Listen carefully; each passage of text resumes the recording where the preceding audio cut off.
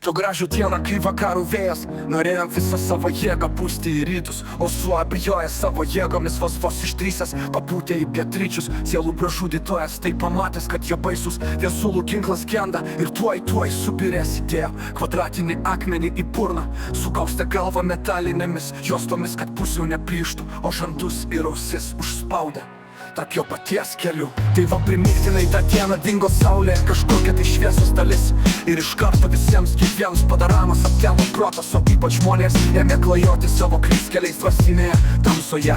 Nors iš kitos pusės pasižiūrėjus visoms kitoms žemiškoms būtybėms, tokioms kaip voverė, paprastasis ežys ar krūminis šernas, viskas atrodė kaip per birželio jonines. Buvo šilta, gerai ir šviesu, kaip ir per varlių vestuvės. Tą pačią valandą už kelių 7 mylių atsitiko kitas nematytas ir raibuliuojančiuose veidrodžiuose neregėtas dalykas, viešniais laikantis ant savo šarvo bandą dramblių, stipriau pasirė ašarų jūroje, o tiesus virtų kolebė vos neišvertė ant jų nugarų, uždėto bliūdo su žemėmis vandeninais, miglotais debesimis ir žvaigždynais.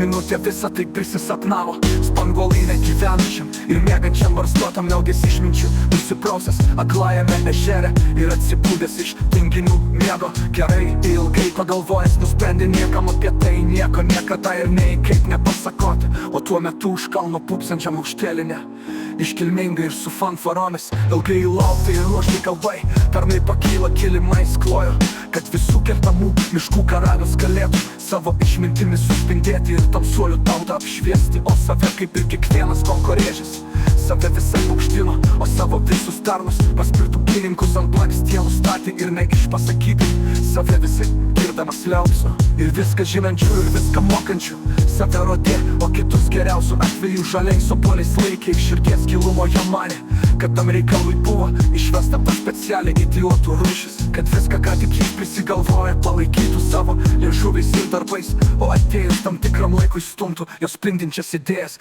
giliau tarp tamsuolių sudegintų paskutinių vilties degtukų. Įprastai turgininkai tuo metu jau dėlioja savo prekės pardavimui, o šis tuo metu atsistojęs savo mėgstamoje vietoje ant tilto tarp dviejų kitų tiltų žėrė savo užnuodytus vaistus sergančiai tautai tokiomis eilėmis. Gerbiami vergai, krekštelės tiesiai, tai yra mano šauniai draugai, aš jūs visus laikau nelaisvėje skurde, ne dėl to, kad aš noriu pralopti iš svetimo prakaito, bet dėl to ir padaręs reikšmingą pauzę toliau tęsė, kad jūs apsaugočiau nuo jūsų sveikatai žalingų įpročių, kurius gali pažadinti tas bjaurus drakono auksas. Mums visiems saugiausia būtų, jeigu tas nesantai keliantis metalas saugiai gulėtų pas mane po lovą. Atsiminkite, viskas yra daroma dėl jūsų pačių saugumo.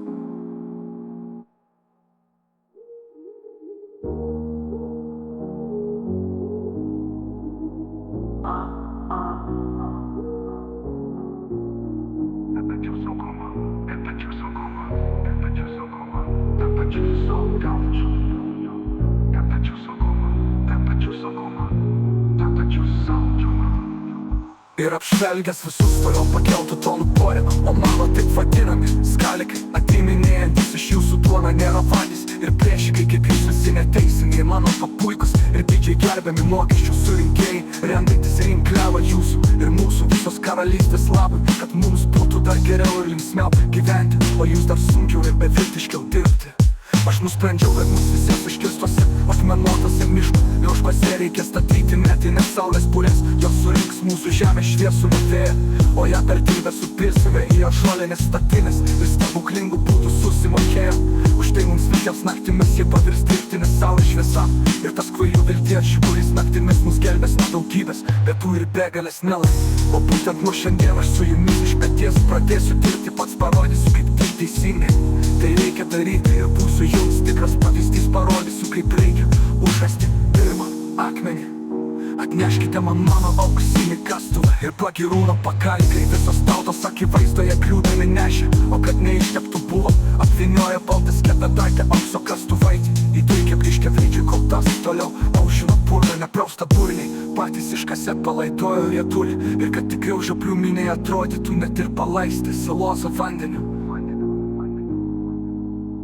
Magija grybų karalystės sprendimai sukėlė baisų pasibaisėjimą visos girios gyventojams, o ypač nepatenkinti buvo urviniai bailiai. Ir kai jie buvo patys tikriausi bailiai, tai visą savo nepasitenkinimą išreiškė namuose, trankydami turinį slodami ant vaikų ir tėvų, o kai kurie net primušė savo ilmę, savo bobas.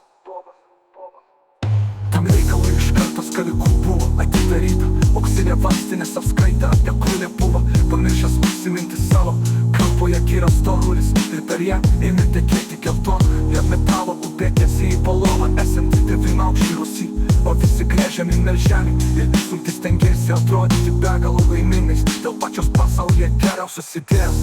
Ir jie manė, kad tik tokiu būdu galima išreikšti savo gilų nepasitenkinimą. Pasirodo, dramblys, kuriam labiausiai sudrebėjo kojas ant vėžio ir šarvo, buvo vardu akvidirnų, ir ta akimirka suskutė buvai dėl prastai virškinamo vakarykščio masto. Skaičiuojant laiką pagal amžinojo vėžlio akuparos kalendorių išėjo karštas garas aptekimas pasaulio pakraščius, nes jis stovėjo nugarą į pietus ir ypač nusvilino pietinius penkis kampus su širdė pašvakštėmis esantį orą, tik kad neėmė dirbti pakraščiuose susikaupęs ledas, o žemės gelmės užvilė po žeminės upės ėmė vairuoti per kalnų viršūnes. 2 kartus dienoje vanduo ėmė trykšti karštais fontanų geizeriais iš po žemę.